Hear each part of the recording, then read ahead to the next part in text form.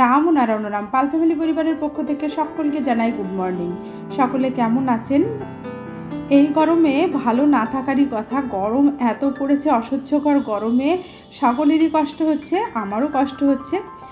সকালবেলায় এই যে নিচে যে ইনডোর প্ল্যান্টগুলো আছে সেগুলো দেখুন, এই স্নেক প্ল্যান্টটার নতুন পাতা বার হয়েছে, আর পাতাবাহারটাও খুব সুন্দরভাবে সেজে উঠেছে। লিপস্টিক গাছটাও খুব সুন্দরভাবে সেজে উঠেছে। আর এই গোলাপ গাছটা কিন্তু কৃত্রিম গোলাপ গাছ, এটা প্লাস্টিকের। মর্নিং ভিউটা দেখিয়ে দিয়ে আমি সকালের বাসি কাজকর্ম বলতে ঝাড় দেওয়া, মোছা, মানে ঘর মোছা এগুলো করে নিয়েছি। এখন বাসন মাজার জন্য রান্নাঘরে ঢুকেছি। বাসনগুলো সমস্তই মাজা হয়ে গেছে, স্ল্যাবটা পরিষ্কার করে নিলাম, এবার ধুয়ে নেব।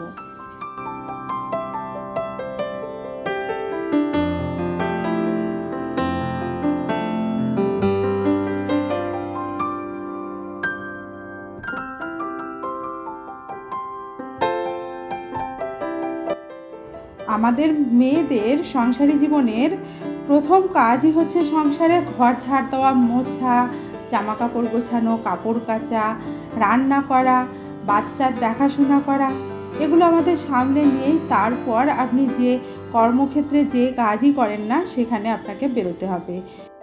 এগুলো কিন্তু প্রত্যেকটা মেয়েরই জীবন কথা। হয়তো কারোর একটু আধটু আলাদা হয়।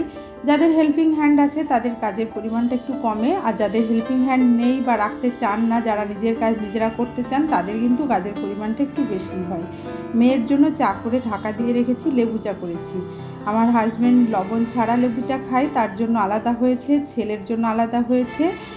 ছেলে আর মেয়ে একটু বেশি মিষ্টি দিয়ে চা খেতে ভালোবাসে। আমি আবার চায়ে লবণ খাই, কিন্তু মিষ্টিটা আবার কম খাই। তাই 3 রকমের চা হয়েছে। চা পর্ব শেষ হয়ে গেছে, ভাতও হয়ে গেছে। ভাতের ফ্যানটা ছড়াতে দেব। আর ওদিকে আজকে যেহেতু মঙ্গলবার নিরামিষ রান্না হবে, তাই পনিরটা কেটে মশলাটা রেডি করে নিচ্ছি। গরমের সময় গরম পড়বে, শীতের সময় শীত পড়বে, বর্ষাকালে বর্ষা হবে, এ তো জানা কথা। কিন্তু এই প্রকৃতির সঙ্গে তাল মিলিয়ে প্রত্যেকটা মানুষকেই চলতে হয়। আমিও তার অন্যরকম নই, আমিও তার ব্যতিক্রম নই, আমাকেও সেটাই করতে হবে। প্রচণ্ড গরম পড়েছে, রান্নাবান্না করতে ইচ্ছে করছে না বন্ধুরা, কিন্তু না করে তো উপায় নেই। পেট তো আর থেমে থাকবে না, পেটে তো খাবার দিতেই হবে।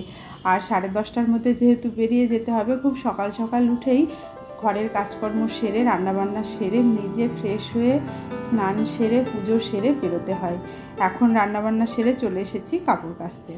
শীতের এই পোশাকগুলো আলমারি গোছানোর সময় পেলাম, আকাচা হয়ে পড়েছিল, সেগুলো কাচবো। আর এই যে না ভেজানো কাপড়গুলো আজকে আর কাচা হবে না। বালতিতে যে তোয়ালেগুলো দেখলেন, ওগুলো আমি ঠাকুরের সিংহাসনে পাতি, সেগুলো বাথরুমে কাচবো ঠিকই, কিন্তু এখন কাচা হবে না, স্কুল থেকে এসে কাচবো, কারণ সময়ের সংকট আছে।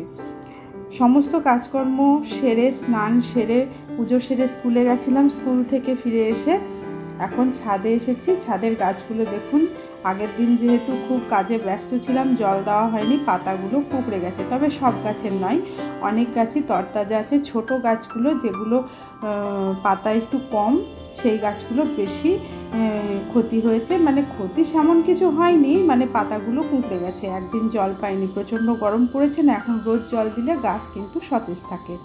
আর এই যে জামা কাপড় কেচে মেলে দিয়েছিলাম, সমস্ত দড়িতে মেলা আছে, এখন এগুলো তুলে নেবো। আর আকাশে কিন্তু একটু মেঘ হয়েছে, বৃষ্টিটা হলে ভালো হতো, কিন্তু হবে বলে মনে হচ্ছে না। গুমোট একটা ভাব হয়ে আছে, এত গুমোট ভাবে আর এত ঘাম হচ্ছে, মানে ঘামে আর ঘামাচিতে শরীর যেন জ্বলে পুড়ে যাচ্ছে। আমার হচ্ছে, কিন্তু সবার হচ্ছে কিনা জানি না। আর আমাদের তো বাড়িতে এসি নেই, রাত্রিবেলায় ঘুমাতেও খুব কষ্ট হয়। মাঝে মাঝে কারেন্ট চলে যায় গ্রামের দিকে, 1-1.5 ঘন্টা কারেন্ট আসে না। আবার সেদিন তো শুনলাম ওই পাশের পাড়াতে সারা রাত কারেন্ট আসেনি। বাপরে বাপ, এই গরমে যদি সারা রাত কারেন্ট না থাকে তাহলে তো একেবারে যাচ্ছে তাই বাজে অবস্থা। ভাবুন কিভাবে দিনগুলো রাতগুলো কাটছে এই গরমে।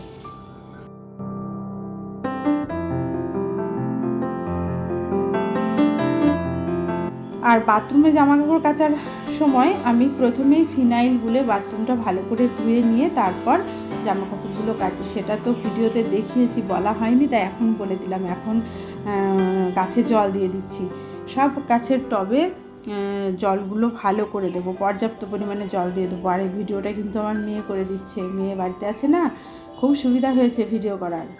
না হলে ট্রাইপড নিয়ে ছুটোছুটি করতে হয়, একা একা ভিডিও করলে সময় অনেক বেশি লেগে যায়, এডিটিংয়েও অনেক সময় লেগে যায়।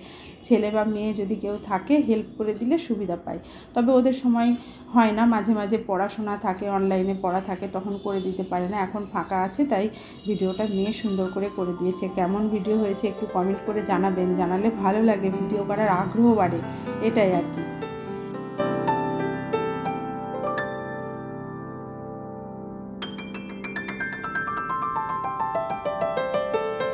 আগামী দিন আবার আমাদের গ্রামের গোপীনাথের মন্দিরে স্নানযাত্রা উপলক্ষে বড় অনুষ্ঠানের আয়োজন হয়েছে, সেখানে আমরা আগামী দিন যাব। ভালো ব্লগ আপনাদের সঙ্গে শেয়ার করব, দেখবেন কিন্তু পরের দিনের ব্লগটা। এটা তো আজকে আপনাদের সঙ্গে শেয়ার করছি, পরের দিনের ব্লগটা ভীষণই জমজমাটি হবে, শেয়ার করব, একটু দেখবেন, ভালো লাগবে।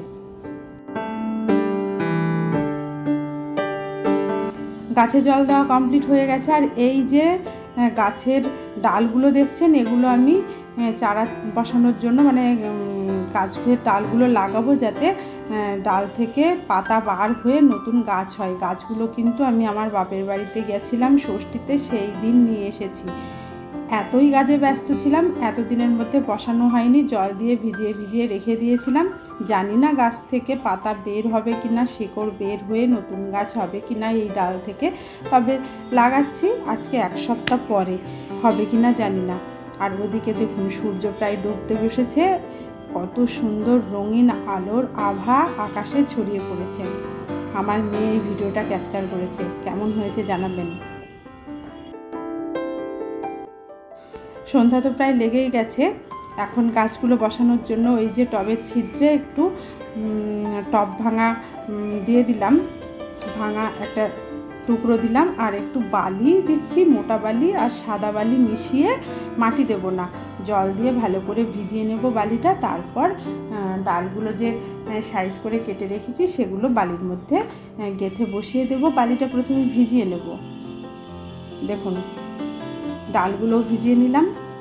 আর জলটা যাতে বার হয়ে যায় সেটা তো খেয়াল রাখতে হবে। দেখলেন তো টব থেকে ঝরঝর করে জলটা পড়ে যাচ্ছে। এইভাবে গাছগুলো বসিয়ে আমি এর আগে অনেক চারা তৈরি করেছি, কিন্তু এবার তো এই ডালগুলো বসাতে অনেক দেরি হয়ে গেল। চারা হবে কি না এই ডাল থেকে বুঝতে পারছি না, তবে বসিয়ে দেখি, যদি সাকসেসফুল হয় তাহলে তো আপনাদের ভিডিও করে দেখাবো যে চারা বার হয়েছে, মানে চারা হয়েছে গাছ থেকে। ডাল বসানোর টবটা এই জলের মধ্যে বসিয়ে রেখে যাব। আগামী দিন কলকাতায় যাব, বালি শুকিয়ে গেলে ডাল শুকিয়ে যেতে পারে, এই কারণে এভাবে রেখে ঘরের মধ্যে রেখে যাব। যদি চারা বার হয় তো বার হবে। দেখুন ওদিকে চাঁদ উঠে গেছে আকাশে, অন্ধকার হয়ে গেছে। ওই যে জামা কাপড়গুলো ছিল ঠাকুরের তোয়ালেগুলো, ওগুলো কেচে স্নান সেরে, মানে স্নান না, গা ধুয়ে নিচে চলে এসেছি। উপরেই গাটা ধুয়ে নিয়েছিলাম, অন্ধকার হয়ে গেছিলো তো অসুবিধা হয়নি। আজকের ব্লগটি এখানেই শেষ করছি। কেমন হলো কমেন্ট করে জানাবেন। ভালো লাগলে পাল ফ্যামিলি চ্যানেলটি সাবস্ক্রাইব করে সাপোর্ট করার অনুরোধ জানালাম। ভিডিওটি দেখার জন্য ধন্যবাদ।